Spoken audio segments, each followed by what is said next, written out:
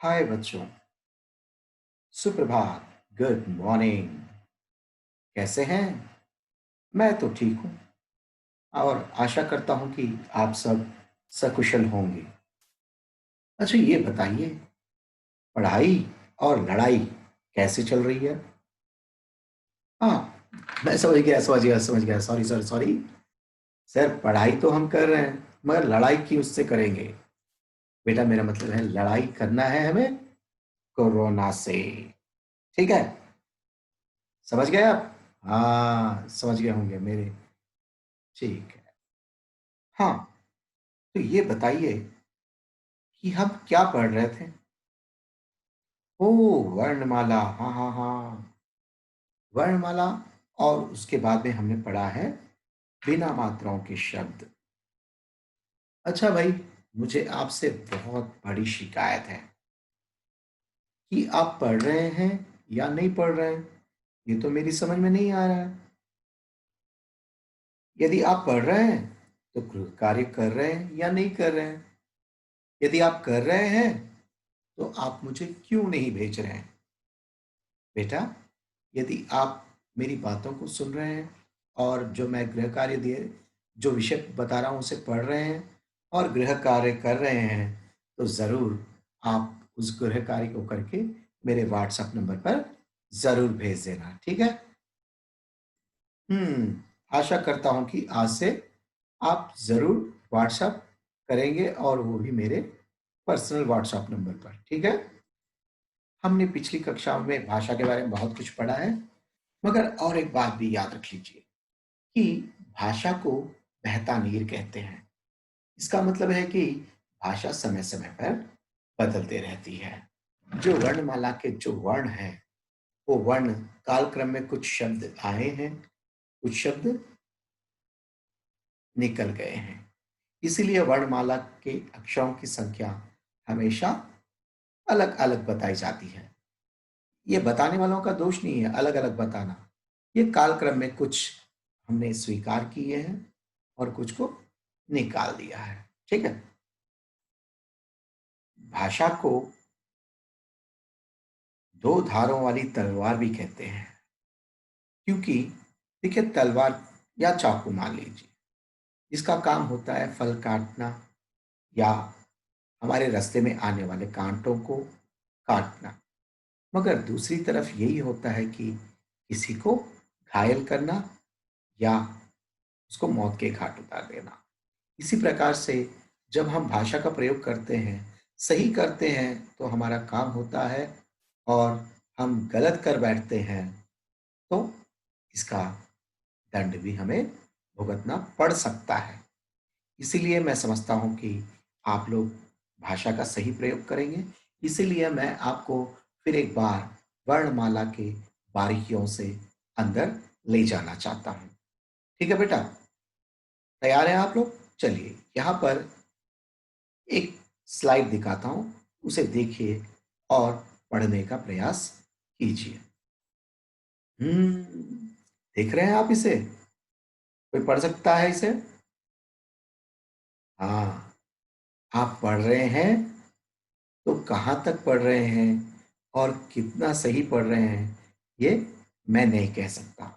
क्योंकि आप इसे कैसे पढ़ना चाहिए, देखिए, ये बात अच्छी तरह से जान लीजिए कि हम वाक्यों को उसके सही अर्थ को व्यतीत करते हुए पढ़ना चाहिए। यदि हम ऐसा नहीं करेंगे तो हम गलती कर बैठेंगे। ठीक है?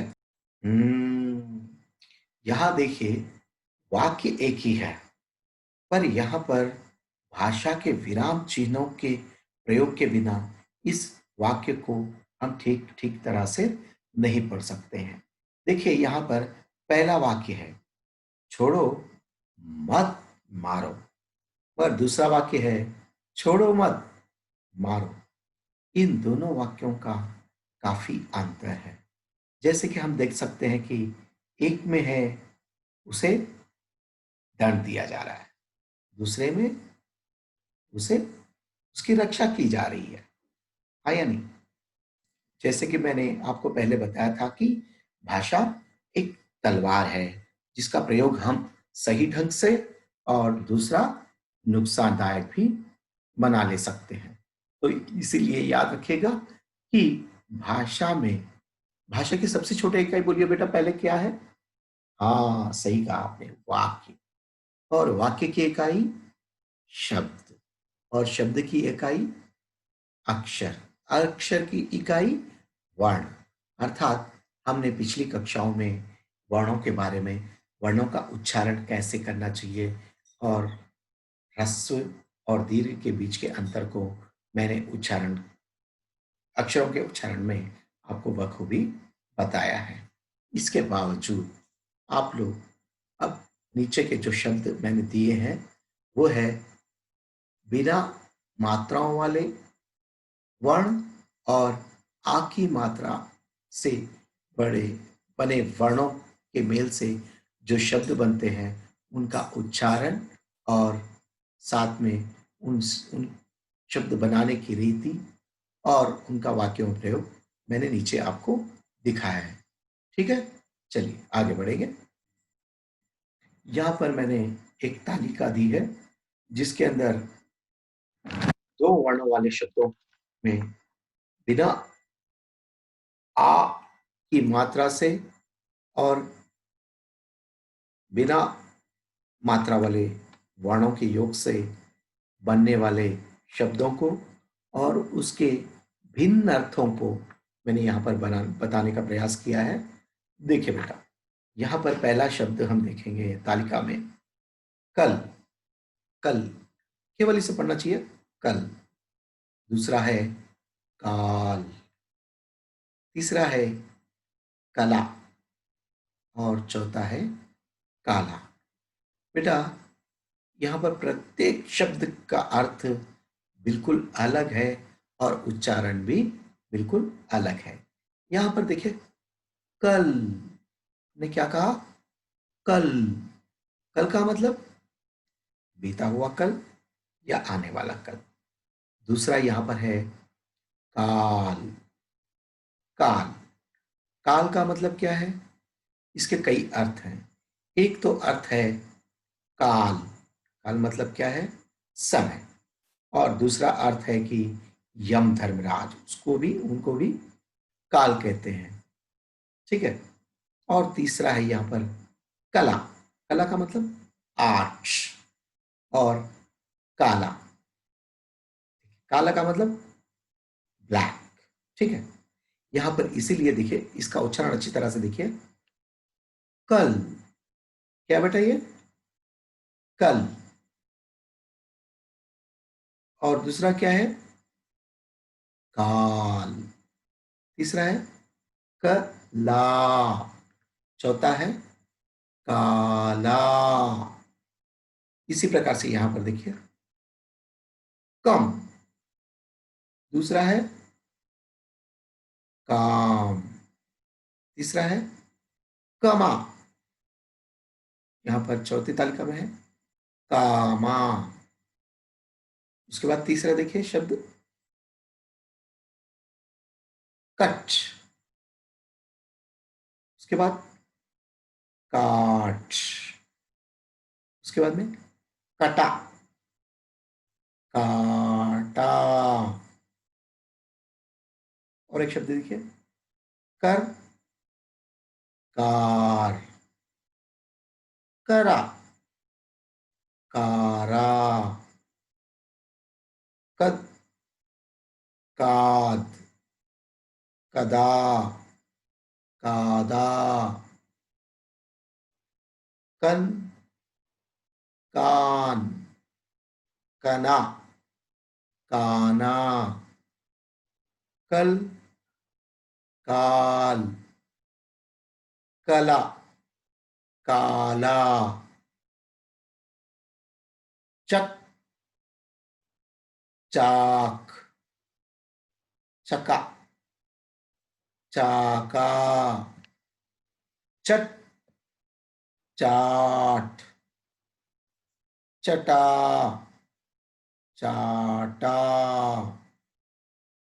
चर। चार। चरा, चारा, चल, चाल, चला, चाला, चाह, चह, चाह, चाहा, चाहा। देखा है? यहां पर देखिए बेटा, ये दूसरे शब्द को देखिए हम।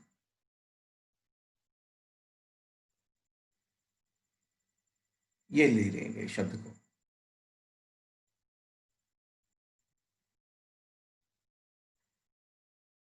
कर, कर मतलब करने का अर्थ है।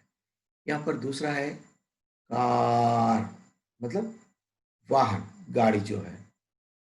यहां पर करा मतलब उस काम को उसने कर दिया। कारा, कारा मतलब कारागार जैसा, ऐसे। ठीक है। यहां पर भी कल, देखिए ये एक शब्द को देखिए, कल, ये हम पढ़ चुके हैं। ठीक है।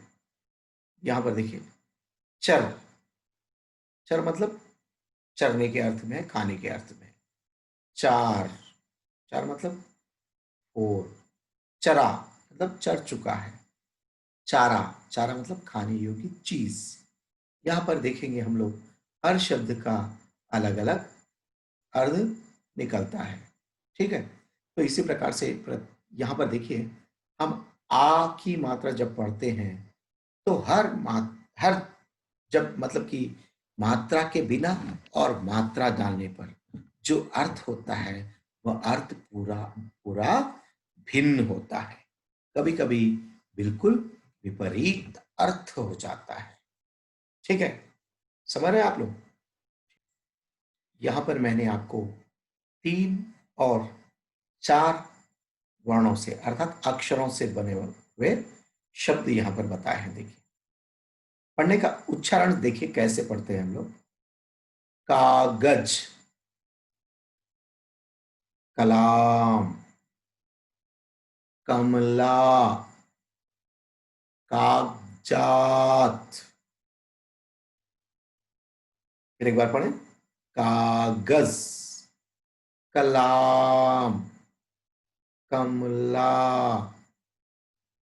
कागजात, गाजर, गवाह, गमला, गरज, गरजाना, चादर, चढ़ाई, चकला, चरवाहा, सावन, समान, समता, समझाना, पावक, पलाश, पतला, पाताल, चावल, चटाई, चक्रा, चावला, दावत, दबाव, दबना, दबदबा, आकर, आकाश, आगरा, आगमन, ताकत, तनाव, तबला, तराशना, नाटक, नक्टा, नलना, नासमझ। इसी प्रकार से आगे हम देखेंगे 4 वर्णों वाले शब्द। ठीक है। बेटा हर जगह पर जहां कहीं पर भी आ की मात्रा आती है तो हम क्या करते हैं, सांस को यानी हमारी तान को थोड़ा सा खींचते हैं। ठीक है। आगे देखेंगे कुछ शब्द यहां पर। देखिए, फलाहार, आचरण, पहनावा, जानवर, आसपास, दरवाजा, पाठशाला।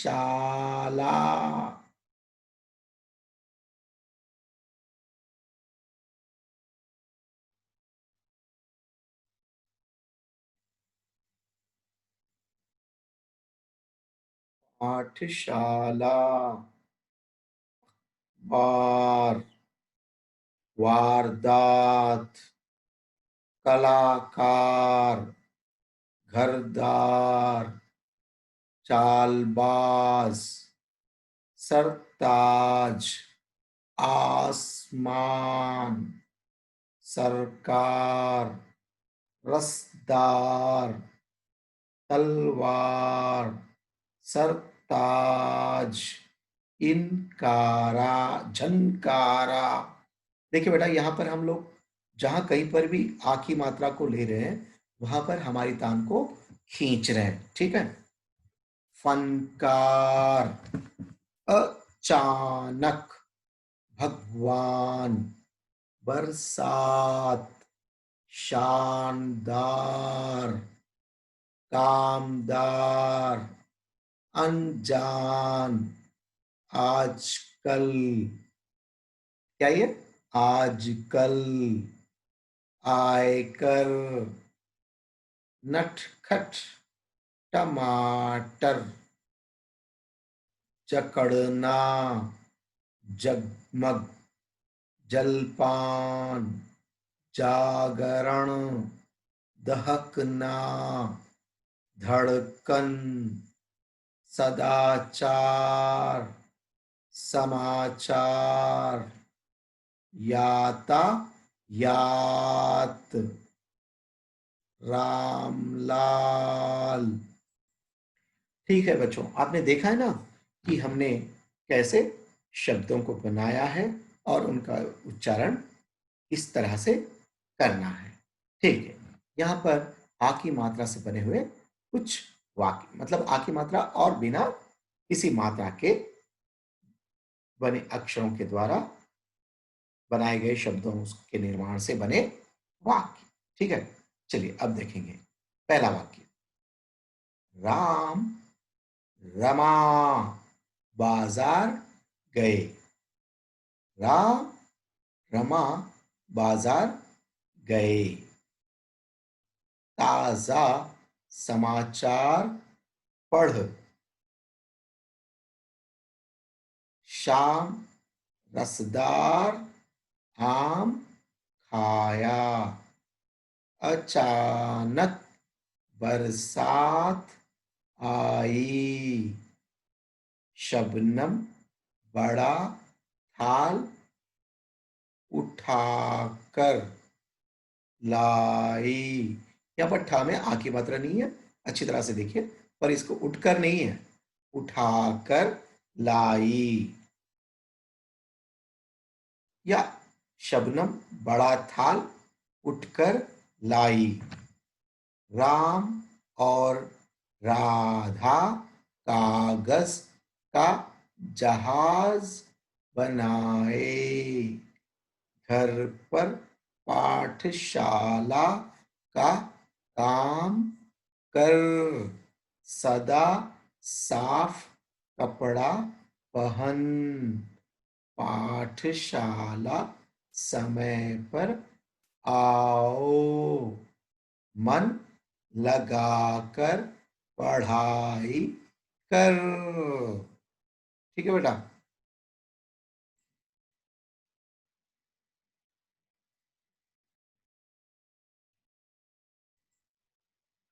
पुनः मैं इन वाक्यों को दोहराता हूं, अच्छी तरह से देखिए एक बार। राम, रमा बाजार गए। ताजा समाचार पढ़।